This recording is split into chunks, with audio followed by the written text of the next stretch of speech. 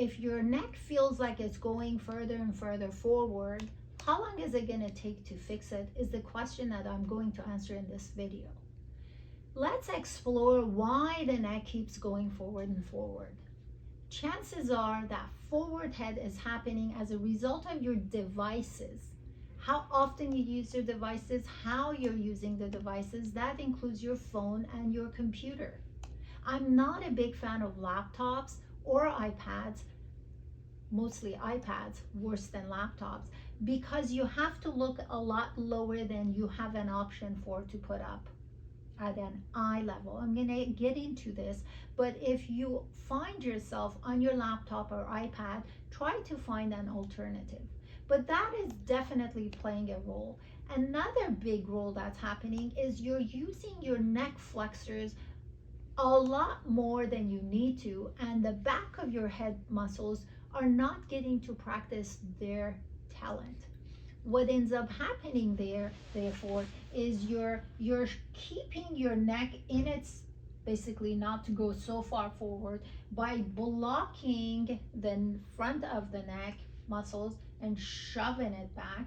But the back of your neck muscles, which are created to pull the neck and pulling him back so the neck part of your spine stays with the rest of your spine, don't get to be conditioned. This deconditioning is dysfunctional patterns of movement that are happening. So what you need to do is you need to work on, number one, removing the reasons why the neck goes forward to begin with. So the devices are important. Your computer, if it's your iPad, your laptop, doesn't matter. Bring it up so the screen is at your eye level, and then use a Bluetooth device like a keyboard and mouse so your elbows and your wrist are by your side. Your elbows are by your side, your wrist and elbows are parallel to the ground on the same level, and you're typing away. You alternate your sitting and standing position every 30 minutes to an hour. Why would that matter for the neck? Because your neck, your pelvis, and your ankles are at a constant state of communication, and your neck position dictates to your pelvis where that's your center of gravity, to change its position. So when that happens, and because you're sitting on your butt, your pelvis does not get to talk to the lower extremities. It doesn't really, you don't have a full faculty of your body when you are sitting, and so you become very rusty in managing the whole body. But back to the neck, what we want to do is we want to make sure that our keyboard is as wide as our shoulder width. The reason for that is because when it's small, it allows the shoulder blades and the shoulder joints to roll forward, which then encourages the neck to go forward. So we want to take away anything that makes the neck go forward and anything that feeds that issue to go away. So fixing your work environment is absolutely necessary. And now we need to work on conditioning the back of the neck muscles so those muscles come into the picture. The only way to do this right is to not isolate your neck and try to strengthen it, and to not isolate your body parts to try to stretch it. What you should do is pick one exercise that provides both.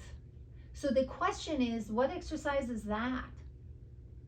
By the way, if you have not subscribed to my channel, please make sure you do that now, and make sure you turn that notification bell on, because this channel is all about functional mobility and developmental exercises. Developmental exercise is the exercise I was just mentioning. It's the exercise that allows principles of movement to be in place and the right body parts do their job right. They're the same exercises that you and I, and in fact every walking human being on the planet Earth, has done to go from the helpless infant stage where they could not even hold their head up to become running toddler babies. No bands, no weights, no gyms, no guidance whatsoever. We're hardwired that way. Our body parts know their role, so we need to provide the environment when they can shine. When you do developmental exercises like tummy time or late 3 months, again, if you had subscribed to the channel, you hopefully knew what I'm talking about. I'm going to make sure that I put that at the end of this, or at least a video that has those at the end of this video, so you get to see it. This is how you and I and every walking human being learn to put life into the back of the neck muscles, to the neck extensors. So the neck extensors did their part, and the neck flexors, the deep flexors, did their part, which was stability of the neck.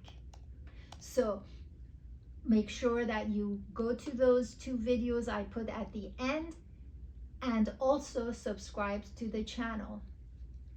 The next thing that I want to bring to your attention is that tucking your chin down and shoving it in the back is not how you do this strengthening of your neck.